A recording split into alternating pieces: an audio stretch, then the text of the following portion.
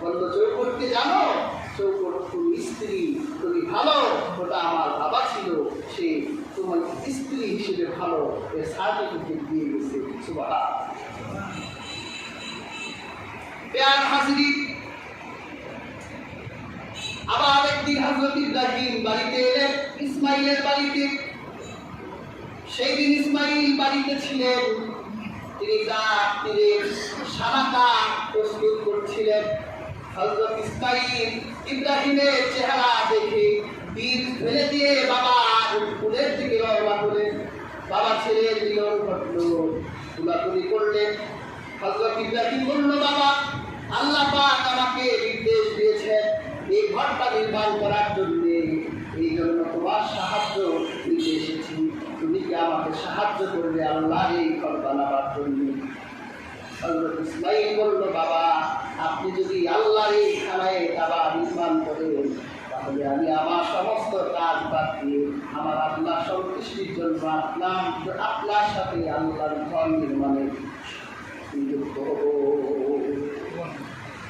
আপনি আমাকে পাবেন, আপনি ঘর নির্মাণ করার জন্য আপনি সকল ধরনের কার্যক্রম হাতে নেন। প্যার হাজরিন, হযরত ইব্রাহিম আলাইহিস সালাম তিনি তার সন্তান ইসমাইলকে নিয়ে দীর্ঘদিন পর্যন্ত কষ্ট করে পরিশ্রম করে আল্লাহ পবিত্র খানায় কাবা ঘরটা নির্মাণ করেছেন।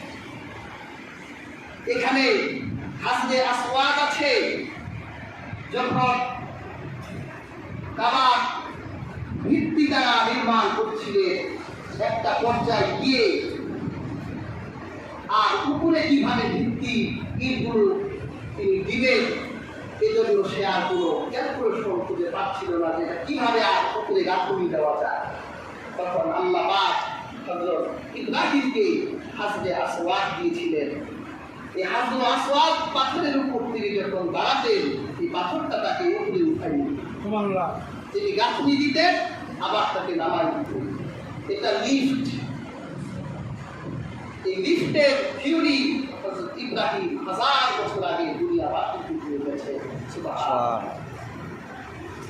যখন আল্লাহ খানায় কাবা নির্মাণ হয়ে গেল, বাবা ছেলে আল্লাহর কাছে হাত তুলে দোয়া করতে লাগলেন, রব্বানা তাকাব্বাল মিন্না ইন্নাকা আনতাস সামিউল আলিম। হে আমার আল্লাহ, আমরা এই কাবার ভিত্তি প্রস্তুত দিয়ে আপনার খানায় কাবাটা নির্মাণ করলাম। আমরা যে এই যে খানায় কাবা নির্মাণ করলাম, আপনার এই ঘরটা বানালাম, যদি আপনি আল্লাহ আমাদের এই কষ্টকে কবুল না করেন, তাহলে আমাদের এই কষ্ট তো বন্ধ হয়ে যাবে। এই জন্য আপনার খানায় কাবা নির্মাণ করার পর বাবা ছেলে আল্লাহর কাছে হাত তুলে কোরআনে এসেছে, ইব্রাহিম হাত তুলে আল্লাহর কাছে দোয়া করলেন, রব্বানা তাকাব্বাল মিন্না ইন্নাকা আনতাস সামিউল আলিম। আল্লাহ, আপনি আমাদের এই কষ্টকে কবুল করে নেন। সুবহানাল্লাহ। এই কষ্টকে আল্লাহ কবুল করলেন। কেমন কবুল করলেন? আজ থেকে হাজার হাজার বছর আগে ইব্রাহিম দোয়া করে গেলেন, আল্লাহ তার এই কষ্টকে এমন ভাবে কবুল করলেন, গোটা দুনিয়ার যে প্রান্তে মুসলমান থাকবে, ওই মুসলমানের মনটা আল্লাহর খানায় কাবার দিকে থাকতে হয়। ওই মুসলমান নামাজে দাঁড়ালে খানায় কাবার দিকে দাঁড়াতে হয়। আল্লাহ খলিল ইব্রাহিম দোয়া করলেন এই ঘরের জন্যে, আর আল্লাহ ইব্রাহিমের দোয়াটা এমনভাবে কবুল করলেন, গোটা দুনিয়ার মানুষকে এই ঘরের দিকে আল্লাহ আকর্ষিত করে দিলেন।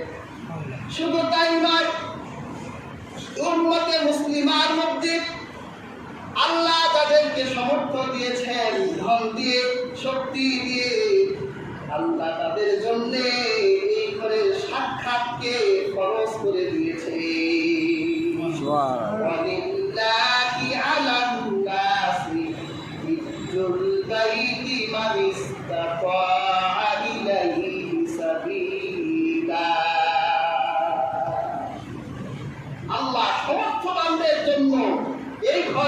জিয়ারতকে আল্লাহ ফরজ করে দিয়েছেন। যদি সমর্থবান ব্যক্তি সমর্থ থাকার পরেও হজে না যায়, তাহলে রাসূলুল্লাহ দীর্ঘবীর কণ্ঠে বলেছেন, সে ব্যক্তি যদি ইহুদি হয়ে মারা যায় অথবা খ্রিস্টান হয়ে মারা যায়, তাহলে মুহাম্মদুর রাসূলুল্লাহ কিচ্ছু আসে যায় না। ইহুদি হয়ে মারা গেলেও মুহাম্মদ সাল্লাল্লাহু আলাইহি ওয়াসাল্লামের কিছু আসে যায় না, আর সে খ্রিস্টান হয়ে মারা গেলেও মুহাম্মদুর রাসূলুল্লাহ সাল্লাল্লাহু আলাইহি ওয়াসাল্লামের কিছু আসে যায় না।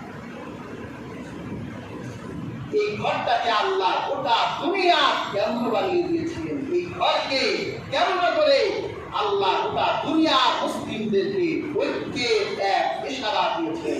সুবহানাল্লাহ। হাজিরিন, সেই হজের মাস কিন্তু সমাপ্ত। কাজেই হজ তো কঠিন কিছু না, আবার কঠিন কিছু। হজ্জে যারা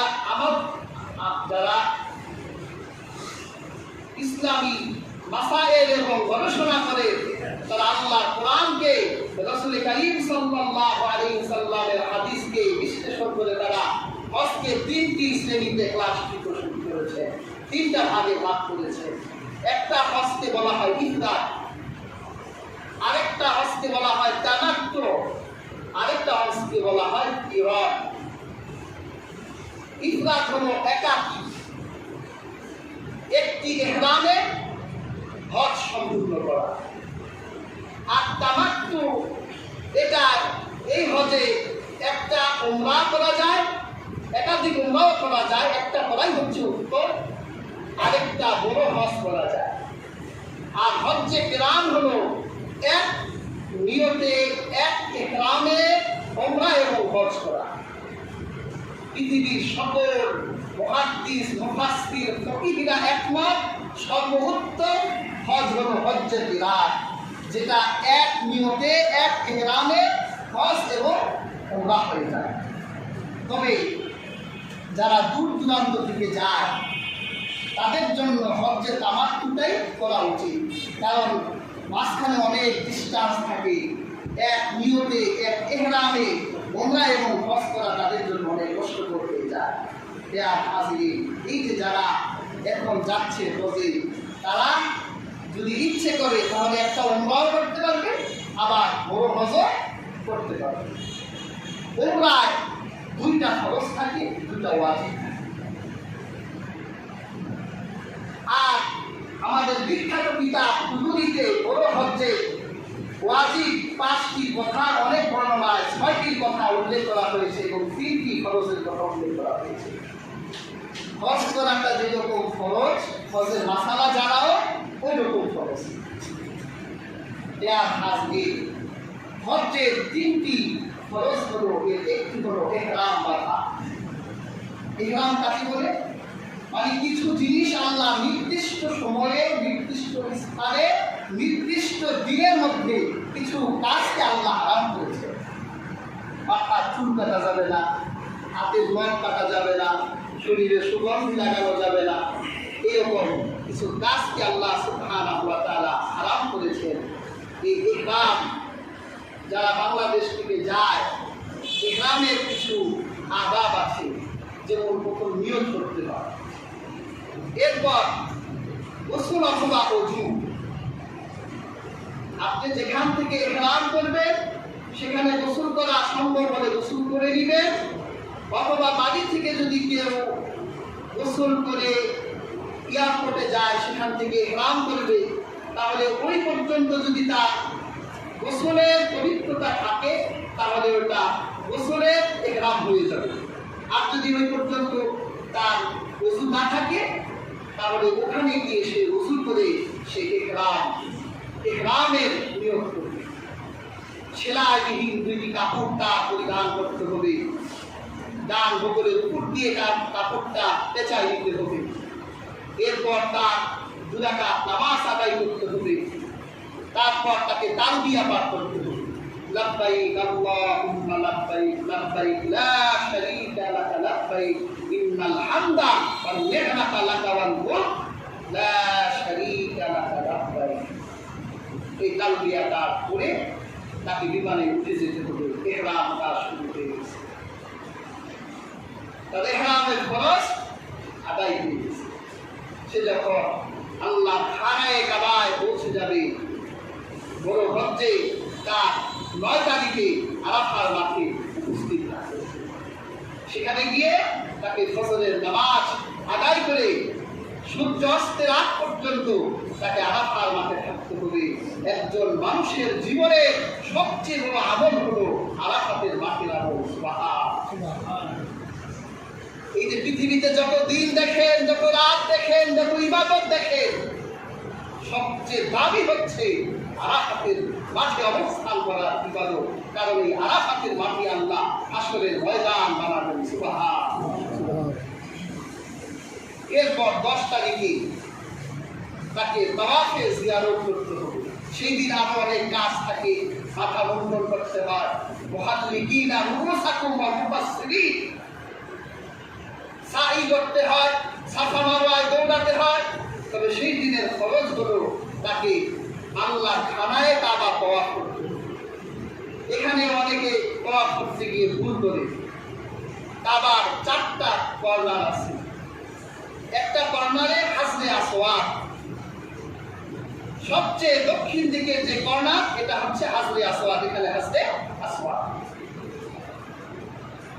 এখানে হচ্ছে মাকামে ইব্রাহিম, এখানে জাতুল ইরাক, এখানে জাতুল ইয়ামিন। তাওয়াফ করতে হয় হাজরে আসওয়াদের এই সীমানা। বর্তমান সরকার এই হাজরে আসওয়াদের সরাসরি এই প্রান্তে সবুজ বাতি দিয়েছে। এই সবুজ বাতির দিকে ফিট করে হাজরে আসওয়াদের দিকে মাথা দিয়ে রুকুর মতো দুটি হাত কান ঘোরানো উঠিয়ে তারপর তাকে বলতে হয় বিসমিল্লাহ, আল্লাহু আকবার, ওয়ালিল্লাহিল হামদ। এই কথা বলে ইশারায় হাজরে আসওয়াদের দিকে হাত দুটি নিয়ে মুখে চুমু দিতে হয়। তাহলে তার হাজরে আসওয়াদ চুমু দেওয়া হয়ে গেল। সুবহানাল্লাহ। তার জীবনের সমস্ত গুনাহ হাজরে আসওয়াদ টেনে, তার জীবনের সবগুলো গুনাহ টেনে তাকে নিষ্পাপ করে দিল। সুবহানাল্লাহ। তারপর সে 3 বার ভ্রমণ করবে। একজন সিংহ পুরুষ যেভাবে হাঁটে, ইহরামের পোশাক বগরের নিচ থেকে উঠিয়ে সিংহ পুরুষের মতো 3 বার ক্ষিপ্র গতিতে সে হাঁটবে, আর 4 বার একটু আস্তে আস্তে হাঁটবে। সে প্রত্যেকবার এই রুটে এসে সে প্রত্যেকবার আল্লাহু আকবার, ওয়ালিল্লাহিল হামদ বলে চুমু দিয়ে 7 বার সে তাওয়াফ করবে। তাহলে হজ্জের 2য় খরচটুকু তার আদায় হয়ে যাবে। তারপর সে জমজমের কাছে গিয়ে পানি পান করবে। তারপর তাকে সাফায় নিয়ে যাওয়া হবে, সেখান থেকে সাফা মারওয়ায় সে সাই করবে। সে কুরবানি করে তার মাথা মুন্ডন করে সে হালাল হয়ে যাবে। আল্লাহ সুবহানাহু ওয়া তাআলা এভাবে হজ্জের কার্যক্রমগুলো দিয়েছিলেন। আল্লাহ খানায়ে কাবায় গেলেও তো রাসূলুল্লাহ পবিত্র কাপড় দুই চোখে দেখলে মুসলমানের হৃদয় শিক্ষা দান করে না। কিন্তু পাপিষ্ঠ তো সেই ব্যক্তি যার সামর্থ্য আছে, অথচ হজে যায় না। তার জন্য বড়ই দুর্ভাগ্য। ইমাম আহমদ আবু হানিফা রাহিমাহুল্লাহ আমাদের মাযহাবের মধ্যে যার উপর যখন হজ খরচ হয়ে যাবে সে তখনই হজে চলে যাবে। যদি সে পরবর্তীতে হজে যায়, জীবিত থাকলে তার গুনাহ মাফ হয়ে যাবে, কিন্তু মারা গেলে এই হজ্জের গুনাহ নিয়ে আল্লাহর আদালতে উঠতে হবে। এই কারণে সে কঠিন আসামি হয়ে যেতে পারে। সেজন্য